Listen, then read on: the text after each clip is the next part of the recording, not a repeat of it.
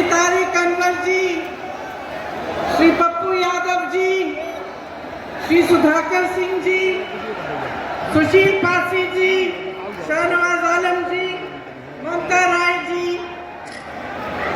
मंच पर आसीन सभी महागठबंधन के नेतागण, मेरे साथी कार्यकर्ता साथीगण और बिहार के मेरे भाइयों और बहनों, आप सबको इस सभा में बहुत बहुत स्वागत। ये क्या हाल बा? हाल बदलने का समय आ गया है। अब बहुत संघर्ष कर लिया है आपने, अब बदलाव का समय आ गया है। बदलाव लाओ। देखिए, ये जो आपकी धरती है ना, देखिए फोटो, आपके साथ कभी हाथ पकड़ के चले हैं? कभी इस देश के किसान के साथ हाथ पकड़ के चले हैं? कभी यहाँ आके देखा है कि किसानों की क्या हालत है? खाद नहीं मिल रही है, कोई समर्थन नहीं है। जहां देखो जीएसटी जीएसटी, हर चीज में ट्रैक्टर पेट्रोल ये वो। अब चुनाव आ रहा है, कम कर दिया। आज यहाँ का किसान, मैं कह सकती हूँ, उसी परिस्थिति में है जिस परिस्थिति में महात्मा गांधी यहाँ पे आंदोलन करने आए थे।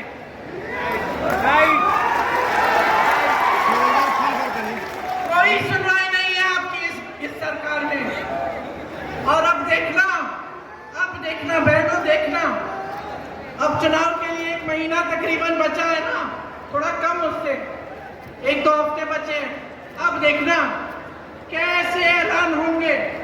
एक तो हो गया, कहते सब महिलाओं को 10,000 रुपए देंगे। क्या हर महीने देंगे? आज क्यों जागे हैं? 20 सालों से इनकी सत्ता थी, इनकी सरकार थी, तब तो नहीं बोला कि 10,000 रुपए देंगे महिलाओं को। आज क्यों दे रहे हैं? आपके वोट के लिए, आपके वोट के लिए दे रहे हैं। चुनाव को खत्म होने दीजिए, ये भी बंद हो जाएगा।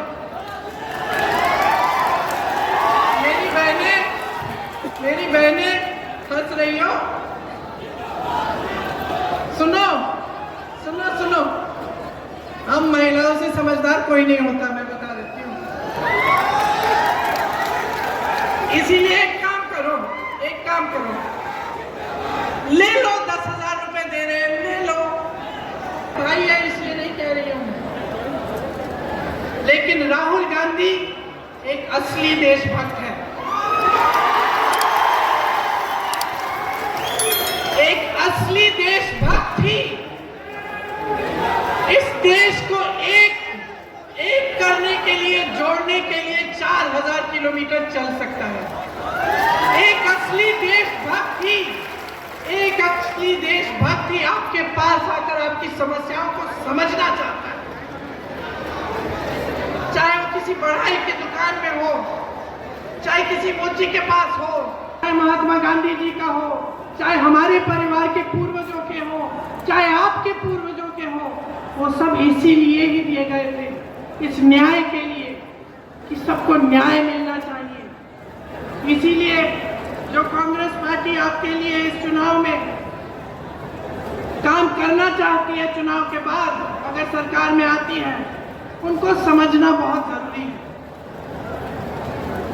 बड़ी बड़ी बातें करना आसान है भाई और बहनों, लेकिन असली काम करना आसान नहीं है। और कांग्रेस पार्टी ने आपको ये काम करके दिखाया है।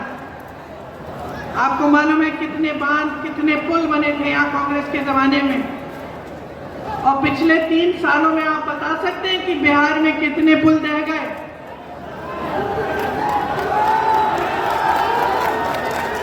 27 पुल ढह गए 3 सालों में।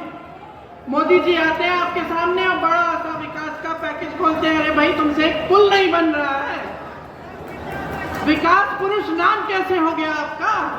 एक पुल नहीं बन रहा है, एक पुल खड़ा नहीं कर पा रहे हैं आप। अनावरण से पहले ही गए जाते हैं। तो समझिए काम करने वाला, विकास करने वाला कौन है और बड़ी बड़ी बातें करने वाला कौन है। 70,000 करोड़ रुपए आपके गायब हुए बिहार में। सीएजी की रिपोर्ट आई, क्या था, कहां से आए वो पैसे, क्या थे वो? आपकी स्कीमों के पैसे थे। दलितों, पिछड़ों, अति पिछड़ों शिक्षा के लिए स्वास्थ्य शिक्षा की स्कीमें थी जो उन 70,000 करोड़ रुपए से की जानी थी। वो पैसे आप तक पहुंचे ही नहीं। 10 सालों में इन्होंने कुछ नहीं किया, सिर्फ खोखली बातें की हैं। और आज आप इस परिस्थिति में हैं कि आपको यहाँ रोजगार नहीं मिलता, आपकी शिक्षा के संस्थान नहीं है, आपके लिए मौके नहीं है। यहाँ की महिलाएं दिन रात काम कर रही हैं लेकिन फिर भी कमा नहीं पा रही हैं। कांग्रेस ने खाद्य सुरक्षा का कानून लाए। कांग्रेस ने राजस्थान में एक स्कीम लागू की थी जब हमारी सरकार थी। 25 लाख रुपए तक आपका जितनी भी स्वास्थ्य की सुविधाएं हैं वो मुफ्त में मिल रही थी। तो जब मैं राजस्थान गई वहां पे मुझे हार्ट ऑपरेशन के पेशेंट मिले, लिवर ट्रांसप्लांट के पेशेंट मिले, सारा मुफ्त में किया गया था। वही स्कीम हम बिहार में लागू करना चाहते हैं। बहनों सुन लो, खोखली बात नहीं है, करके दिखाया है हमने। 25 लाख तक आपका सारा इलाज, दवाइयां, सर्जरी, ऑपरेशन सब कुछ आपको मुफ्त मिलेगा, निःशुल्क मिलेगा। मैंने पेपर लीक की बात की। इसके बजाय जो आवासीय अंग्रेजी मॉडल के विद्यालय हैं वो हम लगाना चाहते हैं आपके बच्चों के लिए। 3 साल की जो डिग्री है हम चाहते हैं कि उस डिग्री को आप 3 साल में खत्म करो। ये नहीं कि 5-6 साल आप कर रहे हो और खत्म नहीं होगी। आपको मालूम है यूपी में भी इनकी सरकार है। यूपी में मैं ऐसे बच्चों से शादी नहीं हो पा रही थी उनकी, 26-27 साल के हो गए हैं। एग्जाम दे दिया है, पेपर दे दिया है, नियुक्ति नाम भी निकल गया लिस्ट में, नियुक्ति नहीं हुई और बेचारे ठहरे हैं कि नियुक्ति कब होगी। चलो 6 महीने में हो जाएगी, 1 साल में हो जाएगी, तो फिर दूसरा रोजगार नहीं दे रहे हैं। तो मतलब एकदम जीवन बर्बाद करने की बात कर रखी है इन्होंने। तो आप समझिए कि अब अपने जीवन को बनाने का काम करना है। सामाजिक न्याय के अधिकार की बात की मैंने। इसमें पंचायती राज और नगर निगमों में अति पिछड़े वर्ग के लिए 30% आरक्षण और दलित वर्ग के लिए 20% आरक्षण रखा जाएगा। अति पिछड़ा वर्ग अत्याचार निवारण अधिनियम बनाया जाएगा, जिससे कोई आप पर अत्याचार करे उस पर सख्त दंड लगेगी। निजी शिक्षा के संस्थानों में, मतलब प्राइवेट शिक्षा के संस्थानों में आपके लिए, अति पिछड़े वर्ग के लिए आरक्षण लागू होगा। और जो 50 करोड़ तक जो सरकारी ठेके हैं उनमें 50% आरक्षण अति पिछड़े वर्ग के लिए होंगे।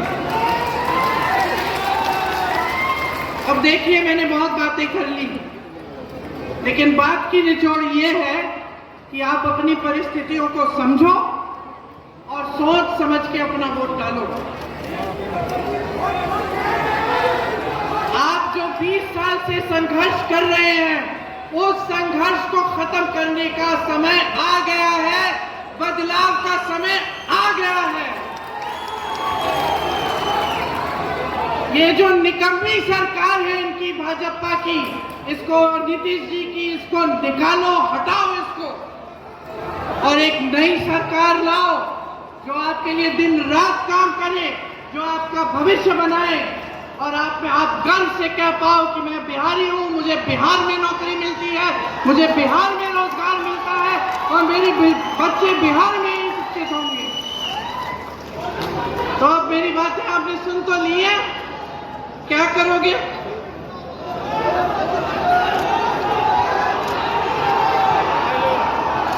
किसको जिताओगे? गठबंधन को जिताओगे? हमारे गठबंधन को जिताओगे? इसमें आपकी ही जीत होगी, आपका ही भविष्य बनेगा। आप सबको बहुत बहुत धन्यवाद। आपने इतनी गर्मी में इतने समय से इंतजार किया, मैं आपकी बहुत बहुत आभारी हूँ। जय हिंद।